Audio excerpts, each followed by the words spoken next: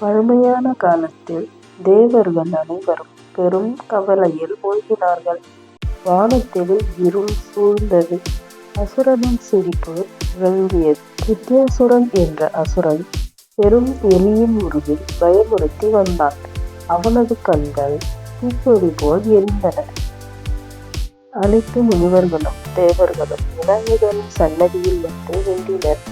உங்களால் தான் எங்களை காப்பாற்ற முடியும். விநாயகர் பாசமலையை எடுத்து அமைதியான சிரிப்புடன் அசுரனை எதிர்கொள்ள தயாரானார். அசுரன் கோபமாக கத்தினான். பெரும் எலியின் உருவில் பாய்ந்தான். நிலம் அதிர்ந்தது. தூசி மேகமாக எழுந்தது. விநாயகர் தனது பாசக்கயிற்றால் அவனை சுற்றி அடக்கினார். மாபெரும் உருவம் சுருங்கி சிறிய எலியாக மாறத் தொடங்கியது. சிறிய எலி கண்ணீர் மல்க விநாயகரிடம் பணிந்து மன்னிப்பு கேட்டது.